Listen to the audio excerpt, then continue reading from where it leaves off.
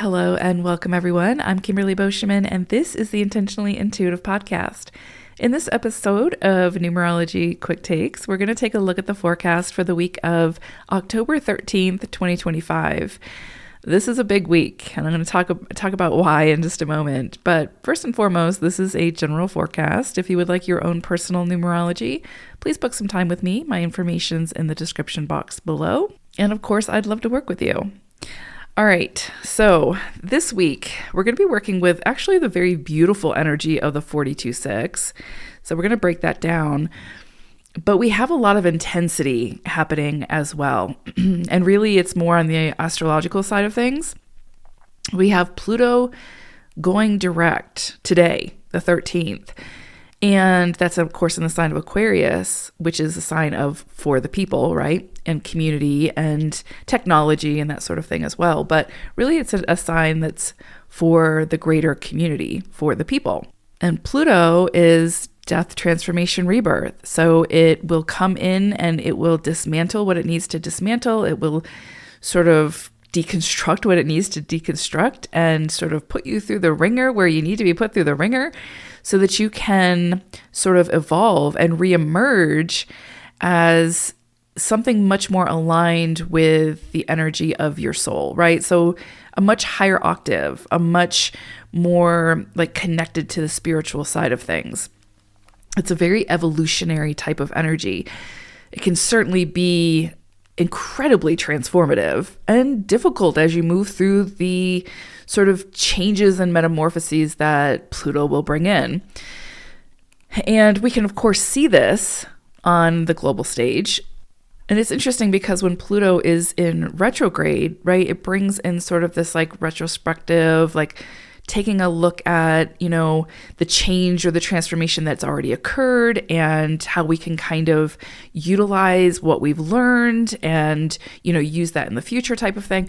And then when Pluto turns direct, it's more of that death, transformation, rebirth, right? That what needs to be dismantled, let's tear it down so that we can rebuild. It's very much like Phoenix rising type of energy, right? You've got to hit the rock bottom. You've got to hit the ashes before you can rise from the ashes.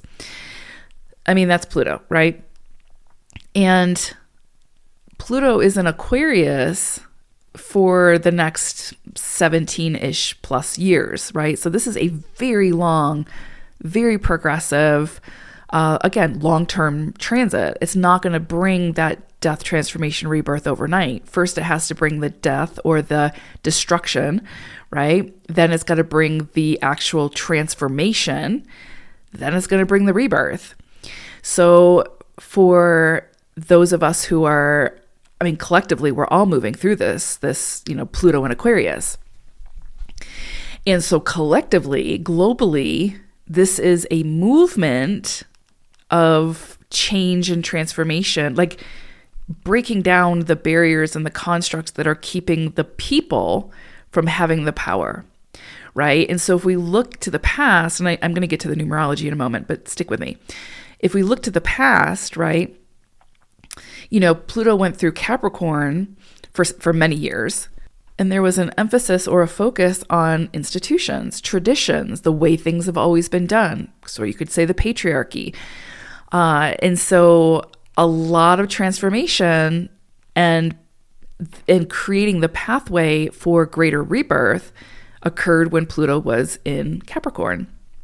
Now that Pluto is in Aquarius, there is this movement, which again, that will not happen overnight. Like we are in this sort of caterpillar to butterfly transition for the next 17 years, right? And we won't know the changes that Pluto is going to bring in until Pluto probably leaves Aquarius. So we have some time here. And we just have to remember that as we move through the changes that Pluto brings forth. But now that Pluto is moving forward once again, and as Pluto starts to gain strength in, moving forward, we're going to see more things be dismantled, more things be sort of deconstructed. And I anticipate that will be certain governments, right? Like the hierarchy, having that sort of pyramid like top to bottom kind of pyramid scheme, putting the power back to the people. And again, that's not something that happens overnight. So it'll be really interesting to see that transformation. And again, I don't think that we're really going to see it fully or what Pluto can bring until Pluto leaves Aquarius. So we have a while. But we're going to be a part of this transformation. And we get to choose how we contribute to this transformation and this metamorphosis. And the change is happening. Like Pluto is non-negotiable energy. Pluto comes in and it's, all right, we're doing this. Whether you like it or not, we are doing this. We are doing this death, transformation, rebirth because it's in the best interest and the highest good of all involved. So this is like non-negotiable, right? You can fight it all you want. And we can see that. We can see that from the top to the bottom, right? The top, the people who have power, who are in control, who sort of dominate the workings of the global systems, they are clinging to that power like nobody's business. And they will do everything in their power to retain that power and to hold on to it. But it doesn't work that way with Pluto. Pluto, again, this is non-negotiable death, transformation, rebirth. That change is happening. It is going to happen one way or another. And and it's a relentless energy. So we're going to see that, and we're going to see it play out. We can already see it playing out, right? The more that Pluto comes in and tries to create this transformation, the more that we're going to see those who don't want this transformation to occur, those that don't want to see the power be with the people, that they're going to cling to that power even more and make things more difficult, again, as they try to hold on to that. But I can almost guarantee, since Pluto's in the mix, that change is going to happen. It's going to happen. So when it comes to the individual, again, we get to decide how we participate in this metamorphoses, right? And how we contribute and what we want to see built once the opportunity comes for the rebuilding.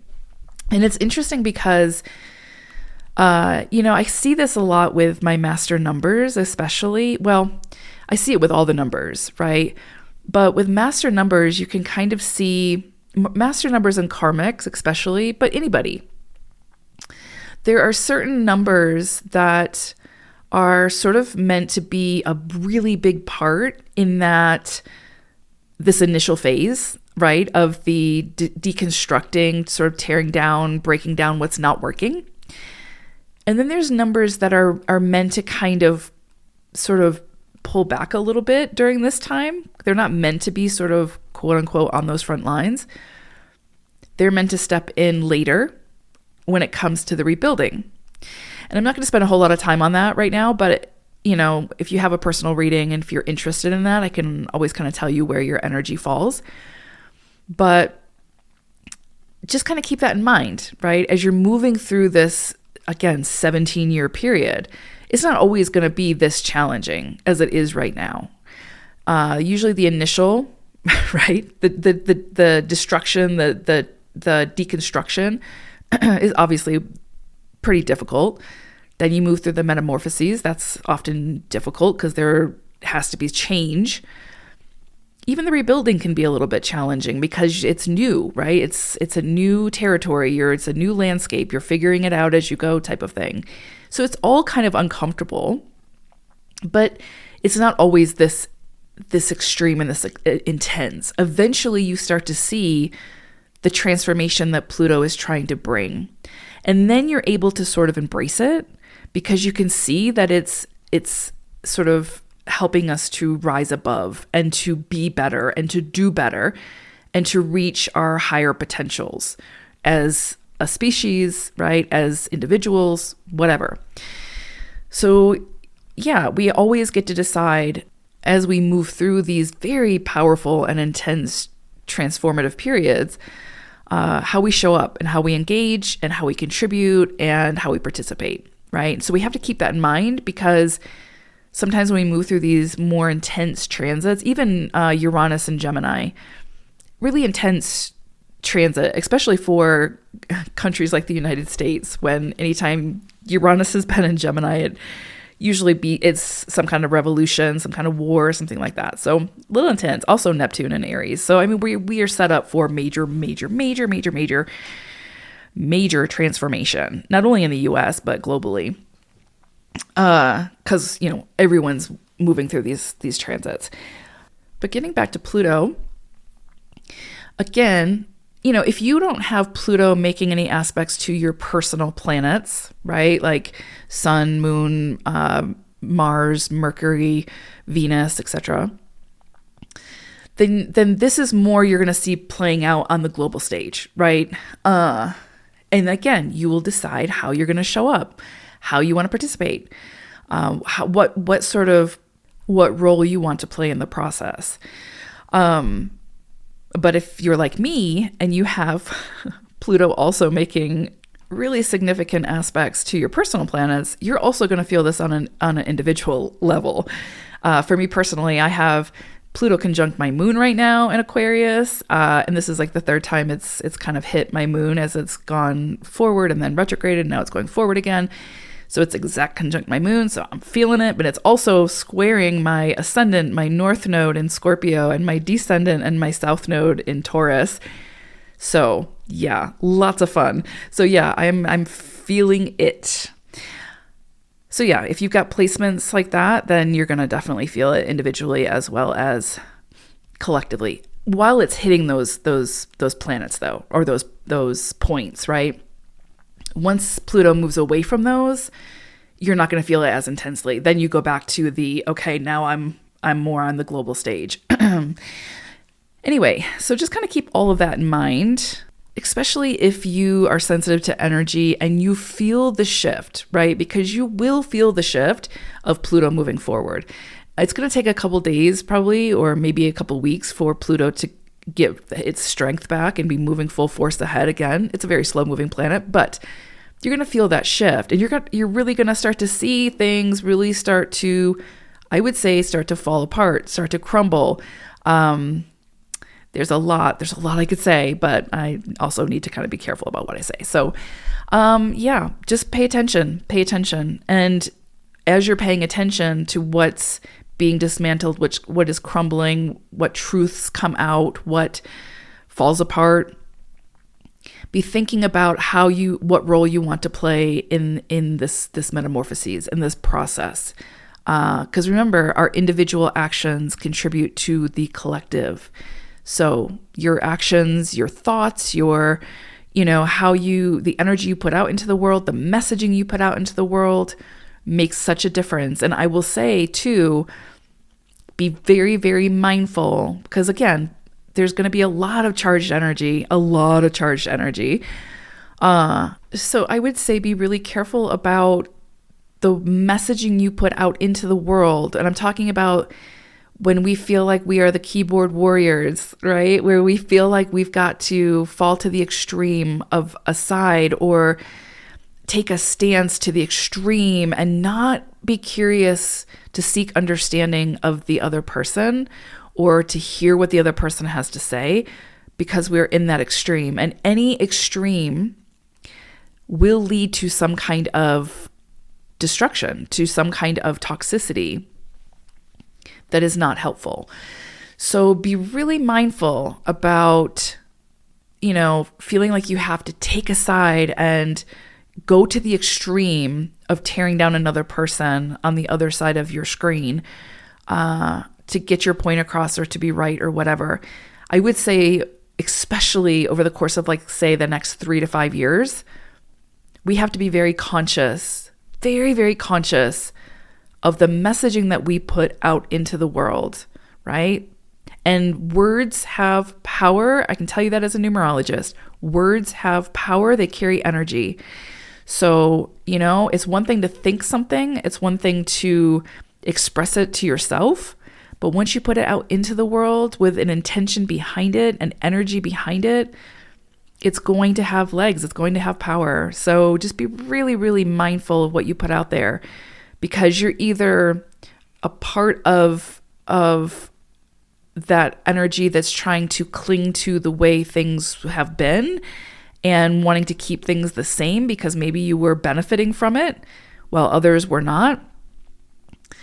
And that can create a lot of discord within your own life, not only within other people's lives and the damage that that might do to another, can also create a lot of chaos and discord in your own life. So I know it sounds like I'm preaching. I'm not. I just want you to be aware. These are very interesting times. And sometimes it's easy to forget the power that we have as individuals. And part of that power is not only our emotions and how we channel those emotions and transmute that energy and how we work with it, right? It can either be constructive or destructive, but also our words and our messaging and our convictions, right? And our beliefs and how we communicate those beliefs. So this is an opportunity to become very, very aware of ourselves. And also, now moving into the numerology, this week we're going to be working with that 42-6 energy, which again is a really beautiful energy. It's ultimately a love vibration. It's about truth, love, honesty, communication, sharing that deeper message, sharing your truth, and being curious about another person's truth and gaining understanding through that conversation. And kind of, again, addressing the elephant in the room, whatever that elephant may be. But one thing I will say, and this is something I also talk about in my book, Find Your Way in Love and Relationships with Numerology. We have to treat ourselves well. Like, we have to be good to ourselves first. That's the first step. That's always the first step. If we treat ourselves well, then by default, automatically, we will treat others well.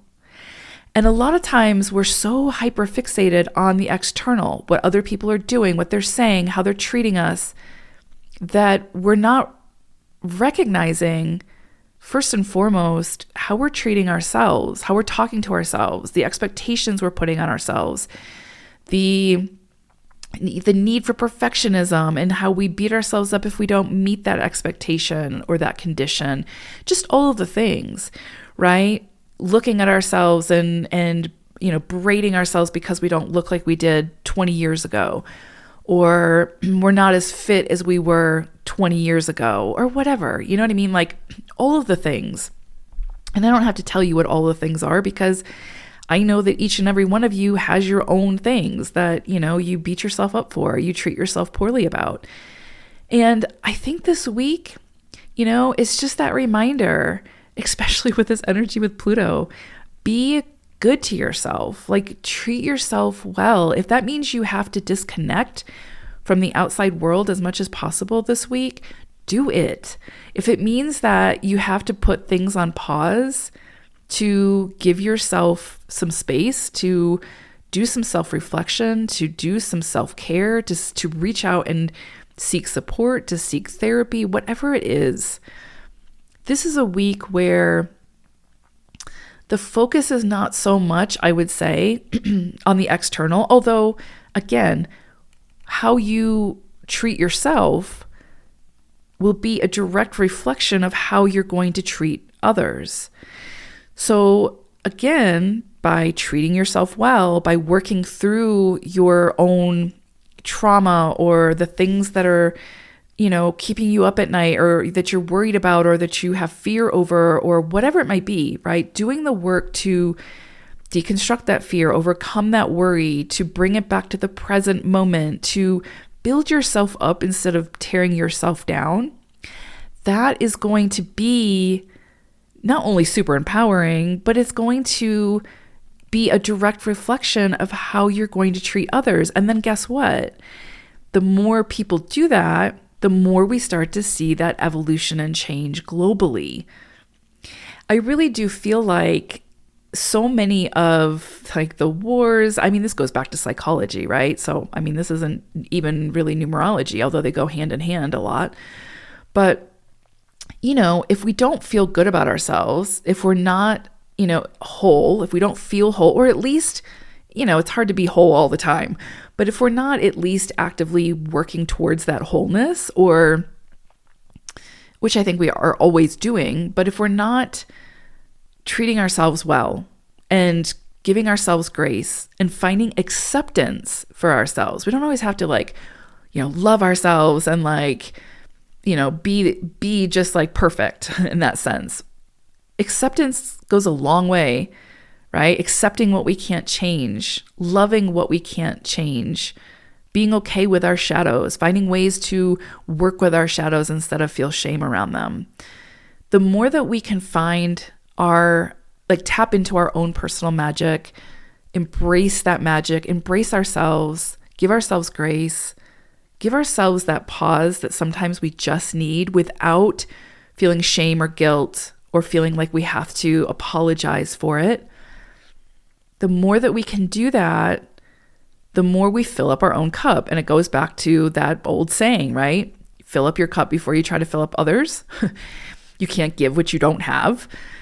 And I think this week is just such a beautiful week to do that, to truly do that. And then when you've given yourself the time and the space to do that, and this is not selfish work, this has nothing to do with being selfish, but it is an opportunity to, if someone's reaching out to you because they need something and you're saying yes because you feel obligated, but you don't have the capacity to say yes, but you're still saying yes, you're not serving anyone. You're not serving yourself. You're not serving the other person.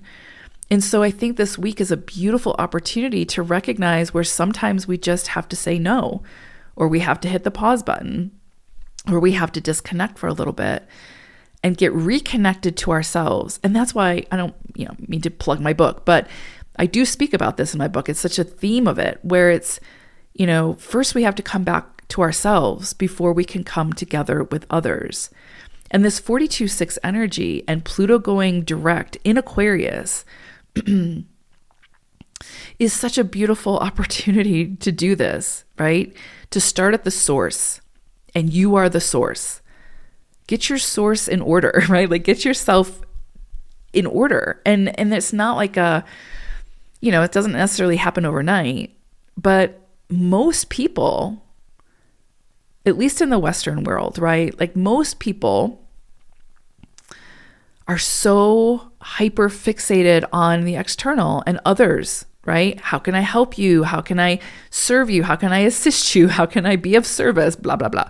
And it's beautiful, being of service, not in service, but it's beautiful to be able to show up in that way, right? But we're so hyper fixated on that. And then not only that, but we're so hyper fixated on how others are treating us and what they're saying and what they're doing and their actions.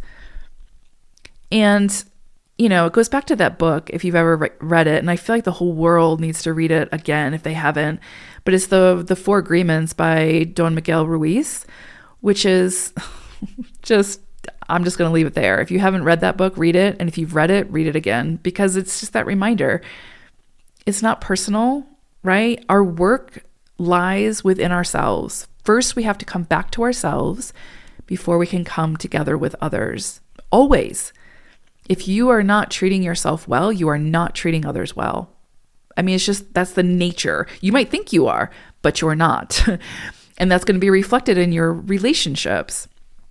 And that goes back to what I was saying. I don't think I finished my thought, but if people don't feel good about themselves, if they are jealous or angry or feel like they're not good enough or insecure, that's where you see the power hunger, right? You see people want to have control over others. They want what everybody else has. They want to cling to that control. They want to, It becomes about other people and how to dominate.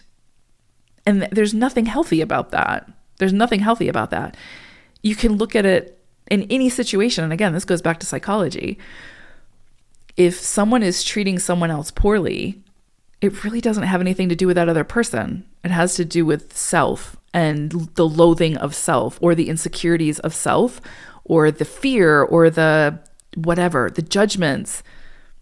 You cannot treat another person in a healthy way if you're not treating yourself in a healthy way. And that's why the work always starts with ourselves. So, yeah, I think this week is just a beautiful opportunity to see where it is that you've been neglecting yourself. Where is it that you have maybe some work to do? And we always have work to do, right? There's always work to do. And sometimes we don't know what that is until, we move through a transit or a cycle in numerology or something like that, where it brings it up and we're like, wow, okay, we can either point the finger or we can go within and do the work. And, and it might show us that, okay, in this situation, I don't feel seen or heard. So how do I want to handle that? How does that, how can I make adjustments, whether it's in that connection or with myself or whatever? Yeah, there's always the work to do. And sometimes it means removing yourself from situations, jobs, relationships, whatever, that are not serving you well. And if they're not serving you well, you can't be serving them well. You see what I'm saying? So there's a lot to sort of dive into here. And along with all of that, right, it goes back to what I was talking about initially, which is once we figure out like how to serve ourselves, right, to be in service of ourselves and our greater purpose here in this planet, which is, we step into our purpose every single day, all those things. But once we have that greater connection with ourselves and that deeper understanding of ourselves, and we're actively, continuously working to heal what needs healing and moving through the challenges and, extracting the wisdom and all of that, and not falling prey to victimization and staying stuck in that energy, not participating in the unnecessary debates or the fighting or the division, then we can start to see more clearly how we want to participate in the more global arena, right? When I'm talking about Pluto doing this, death, transformation, rebirth, and we get to choose how we show up and how we contribute, it 100% starts with the individual. And how you treat yourself is how you're going to treat others. So if you're feeling super insecure about something, chances are if you don't work with that, if you don't, sort of get in there and give it some TLC, you're going to project that onto others. You're going to project that insecurity onto others, and you're not going to like the consequences of that or the effects of that. So yeah, this 42-6 energy, it's interesting, right? Because just in a nutshell, 4 energy, foundational, and your deeper sense of self, your emotions. 2 energy, your relationships, how you relate to another, how you show up, how you bridge the divide, how you, bring that peace and harmony and connection to where there's been disconnection. And 6 energy, it's all about unconditional love, truth, and honesty.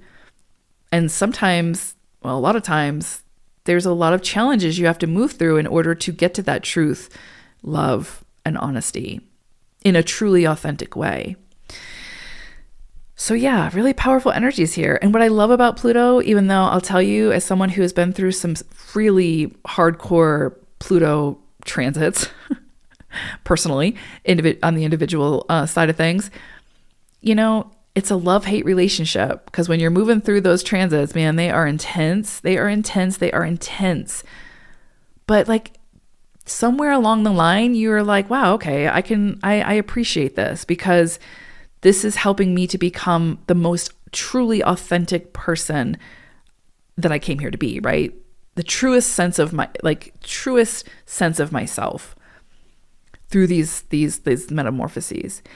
And Pluto happening on again, a global scale, you can look at it as, especially Pluto in Aquarius, this is Pluto trying to get the globe, the Earth, the planet, and the inhabitants of that planet, right? Mostly humans, because, we're the ones that do the most destruction.